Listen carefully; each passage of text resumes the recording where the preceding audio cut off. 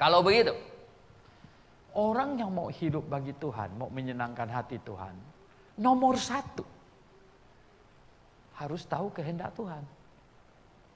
Tahu yang Tuhan mau. Oh, banyak orang. Pak Suwento, hampir setiap seminar, bagaimana cara kita tahu kehendak Tuhan? Sebenarnya yang dia mau tahu itu adalah nomor lotre, kira-kira Tuhan bisa kasih tahu gak gitu. Mengapa? Karena ada di pikiran banyak orang Kristen. Kalau dia bisa tahu kehendak Tuhan, maka hidup di dunia ini bagaikan tinggal di langit biru. Bagaimana kalau kau tahu kehendak Tuhan adalah kau menderita?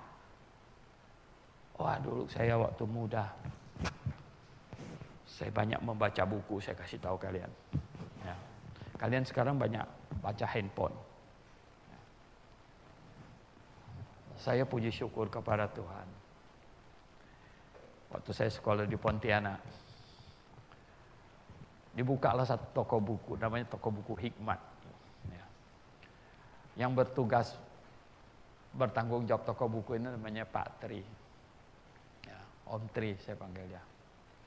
Saya setiap pulang sekolah, apalagi kalau pulang awal, pergi ke situ. Saya bantu dia nyapu tokonya, bantu dia nyapu. Namanya orang kalau senang, kita bantu orang pasti ya. Om, saya bilang, saya boleh baca buku? Boleh, saya tahu. Asal jangan bikin rusak ya. Oh ya, oke.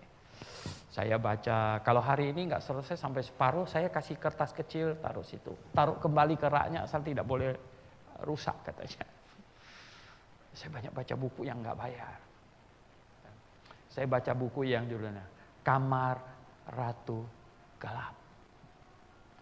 Ada seorang wanita yang sakit. Penyakitnya agak aneh.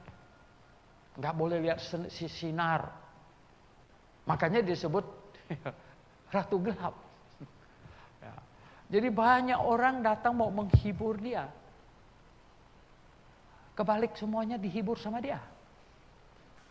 Kenapa bisa begitu? Rahasianya.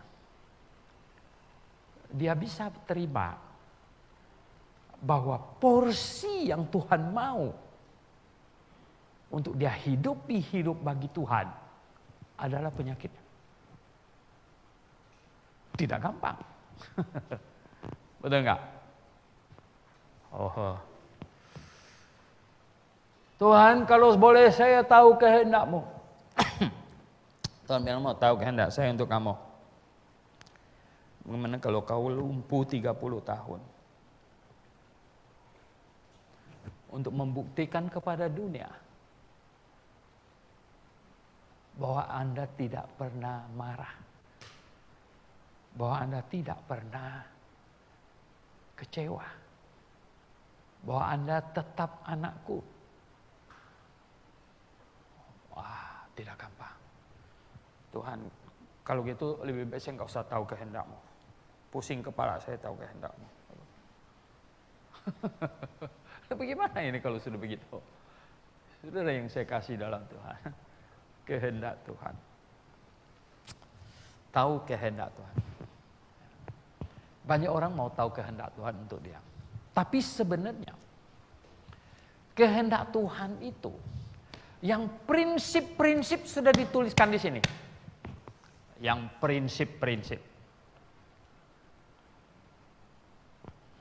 Jadi seseorang yang sebenarnya mau tahu kehendak Tuhan, sebelum tahu yang bersifat subjektif itu, tahu dulu yang prinsip-prinsip. Yang prinsip-prinsip. Dan kemudian bertekad hati untuk mematuhi, untuk menjalankan kehendak Tuhan yang bersifat prinsip-prinsip itu setepat-tepatnya. Setepat-tepatnya. Ya, setegas-tegasnya. Hidup bagi Tuhan mematuhi kebenarannya. Kalau perlu mati bagi kebenaran Tuhan, mati. Berani nggak? Nah, itu dia. Ya. Wah, hidup bagi Tuhan, mati bagi Tuhan. Tuhan, saya siap hidup bagimu. Saya juga siap mati bagimu. Saya siap hidup bagimu, mematuhi prinsip-prinsipmu yang tertulis di sini. Dan saya siap juga mati bagimu. Demi berdiri teguh atas prinsip-prinsip ini. Terhadap anaknya yang demikian ini,